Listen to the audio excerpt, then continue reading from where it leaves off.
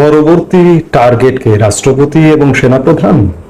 এই প্রসঙ্গটি নিয়ে আপনাদের সামনে এই মুহূর্তে কথা বলবো। আপনারা ইতিমধ্যে জানেন যে বাংলাদেশ আওয়ামী লীগ দল হিসেবে নিষিদ্ধ হয়নি। মানুষের মধ্যে একটা ভুল বার্তা যাচ্ছে, কিন্তু প্রজ্ঞাপনে যেটি এসছে সেটি হচ্ছে আওয়ামী লীগের কার্যক্রম নিষিদ্ধ করা হয়েছে, বিচার কার্যক্রম বাস্তবায়ন না হওয়া পর্যন্ত। আওয়ামী লীগ আছে, দল আছে, কিন্তু আওয়ামী লীগের কার্যক্রমটা নিষিদ্ধ হয়েছে। কিন্তু আর একটা কনফিউশনাল ব্যাপার ঘটিয়েছে গতকালকে নির্বাচন কমিশন, সেটি হচ্ছে আওয়ামী লীগের নিবন্ধন বাতিল করে দিয়েছে। কেন? যেহেতু দল হিসেবে আওয়ামী লীগ নিষিদ্ধ হয়নি, সেহেতু আওয়ামী লীগের নিবন্ধন বাতিল করলো কিসের ভিত্তিতে? এটি নির্বাচন কমিশন আসলে সঠিক জবাব জানে কিনা সেটি বড় প্রশ্ন। যেটি হোক, আওয়ামী লীগের কার্যক্রম এই মুহূর্তে নিষিদ্ধ।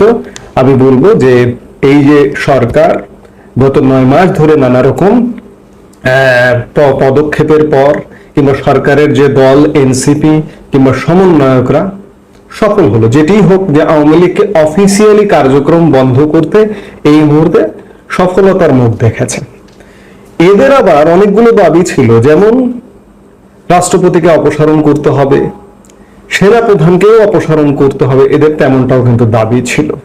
সংবিধান স্থগিত করতে হবে, সংবিধান নতুন করে লিখতে হবে, এবং প্রোক্লেমেশন অফ সেকেন্ড রিপাবলিক ঘোষণা করতে, এই দাবিগুলো কিন্তু ছিল। আজকে যখন যেভাবেই হোক জোড়াতালি দিয়ে সফল কাম হয়ে গেল, সেহেতু পরবর্তী টার্গেটটাকে, আমার প্রশ্নটা এই জায়গায়, এখন কি তাহলে রাষ্ট্রপতিকে অপসারণ করবার যে জোরালো দাবিটা, সেটি বাস্তবায়ন করবার চেষ্টা করবে, কিংবা সেনাপ্রধান? আপনারা খেয়াল করে দেখবেন যে বিগত সরকারের সময়ে শীর্ষ পদে দায়িত্বপ্রাপ্ত যতগুলো পদে ছিলেন যারা, তাদের সবাইকে কিন্তু অপসারণ করা হয়েছে। ধরুন বাহিনী প্রধান, বিশেষ করে র্যাব প্রধান, বিজিবি প্রধান, পুলিশ প্রধান, এমনকি মন্ত্রী পরিষদ সচিব, সব পদ কিন্তু চেঞ্জ হয়েছে, কিন্তু সেনা প্রধানকে এখনো পর্যন্ত চেঞ্জ করতে পারেনি।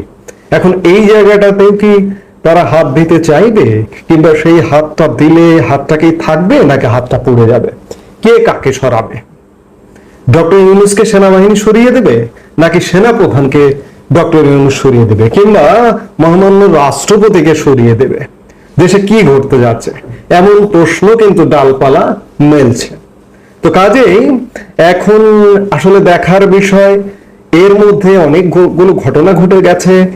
সেনাপ্রধান জেনারেল ওয়াকারুজ্জামানের মার্কিন যুক্তরাষ্ট্র সফরে যাবার কথা ছিল 11 মে, সেটি বাতিল হয়ে গেছে।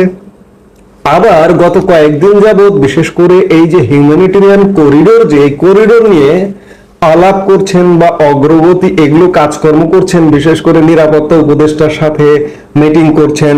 পিএসও এর মধ্যে গত পরশু কক্সবাজারও গিয়েছিলেন PSO, that means principal staff officer lieutenant general Kamrul Cox's Bazar গিয়েছিলেন, গিয়ে আবার সেদিনই ফিরে এসছেন।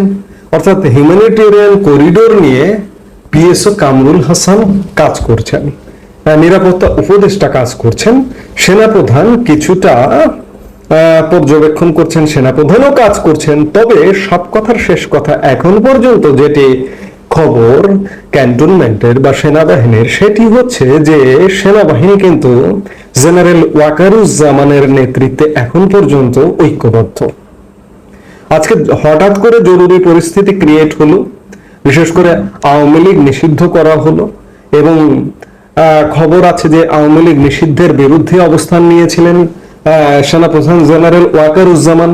এমনকি উপদেষ্টা পরিষদের বৈঠকে, আমি গতকালকের ভিডিও বলেছি, উপদেষ্টা পরিষদের বৈঠকের আগে সেনাপ্রধান যমুনাতে গিয়েছিলেন, তারপরে আওয়ামী লীগকে নিষিদ্ধ করা হলো।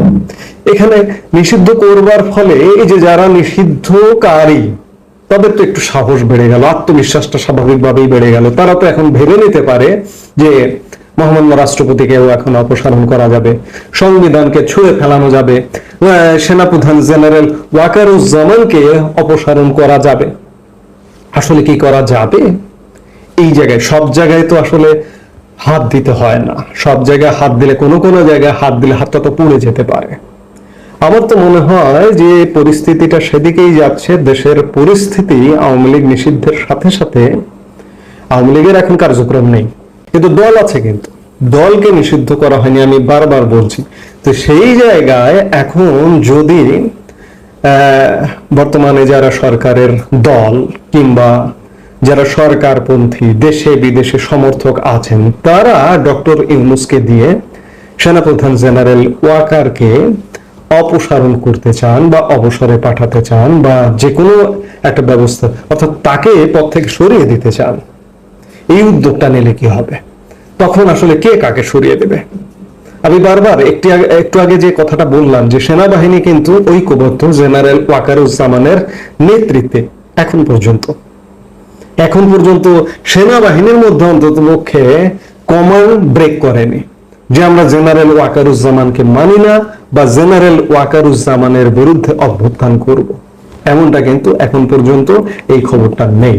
তো সেই জায়গায় ডক্টর ইউনূস যদি এই ধরনের ঘটনা ঘটাতে চান, এমনকি মহামান্য রাষ্ট্রপতিকেও যদি অপসারণ করতে চান, তাহলেই কিন্তু আমি বারবারই বলছি যে দেশের পরিস্থিতি কিন্তু পাল্টে যাবে। সেনাবাহিনী গত 9 মাস যাবত দেশের একটা বৃহৎ অংশ সেনাবাহিনী ক্ষমতা নেই বা ক্ষমতায় আসুক বা দেশে এই যে অচল অবস্থা এগুলো দূর করবার জন্য খুব গুরুত্বপূর্ণ একটা ভূমিকায় আসুক, কিন্তু সেগুলো সেই আশা, জনগণের সেই আশার গুড়ে বালি, আশা পূর্ণ হয়নি।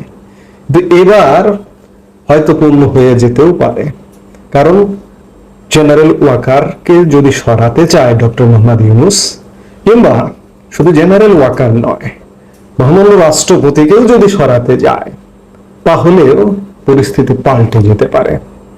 আমরা একটি রাজনৈতিক দলের বেশ প্রশংসা করেছিলাম যে বিএনপি রাষ্ট্রপতি অপসারণ চায় না, সংবিধান বাতিল চায় না, এমনকি আওয়ামী লীগ নিষিদ্ধ চায় না। কিন্তু এই যে আওয়ামী লীগ নিষিদ্ধর পরে বিএনপির সুরটা দেখলেন তো? বিএনপি কেমন সুরে কথা বলা শুরু করলো, যেন বিএনপি আওয়ামী লীগকে নিষিদ্ধ করলো। বিএনপি আসলে এতে করে নিজেরাই ক্ষতিগ্রস্ত হচ্ছে, আরো হবে সামনের দিকে। যেটি হোক, এখন প্রশ্ন হচ্ছে, দেখার বিষয় যে সামনের সময়গুলোতে কি হচ্ছে। আওয়ামী লীগের কার্যক্রম নিষিদ্ধ করে জেনারেল ওয়াকারকে অপসারণ করতে পারে কিনা, রাষ্ট্রপতিকে অপসারণ করতে পারে কিনা, এবং সেই কর্ম করতে গেলে দেশের এখন যে একটি শাসন কাঠামো দেখছি কি হয় বা কি পরিবর্তন আসে কিনা, সেটিও ঘটতে পারে, ঘটে যেতে পারে। জেনারেল ওয়াকারকে অন্তত পক্ষে অপসারণ করতে গেলে একটা কিছু ঘটে যেতে পারে।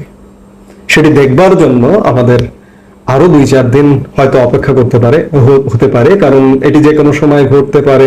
আজকে ঘটতে পারে, কালকে ঘটতে পারে, পরশু ঘটতে পারে। ক্যান্টনমেন্ট অ্যালার্ট, কি ঘটছে না ঘটছে। আসলে এই ধরনের ঘটনাগুলো ঘটবার পরে একের পর এক ঘটনা ঘটে। যেমন 75-এ একের পর এক ঘটনা ঘটেছিল, অনেক ঘটনা ঘটেছিল খুব কাছাকাছি সময়ের মধ্যে। কিন্তু আজকে 2024-এ আওয়ামী লীগ সরকারের পতনের পরে কন্টিনিউ 9 মাস হয়ে গেল এই সরকারের বয়স দেখতে দেখতে, 10ম মাসে চলছে। খুব বড় ধরনের ঘটনা বলতে কিছু দেশের স্বার্থবিরোধী ঘটনা ঘটছে, কিন্তু ক্ষমতার পালাবদল বা ক্ষমতার পরিবর্তন খুব দ্রুত হলো না। 10 মাস মানে প্রায় 1 বছর হতে চললো। তো আজকে যদি এই কাজগুলো করতে যায়, তাহলে একটা কিছু ঘটে যাবে বলে এটি মনে হচ্ছে। আমি খানিক আগে যেটি বললাম যে আমাদের দেখতে হবে, আমরা সেই পর্যন্ত অপেক্ষা করব, দেখি কি হয়। এই মুহূর্তে এ পর্যন্তই। সবাই ভালো থাকুন, সুস্থ থাকুন।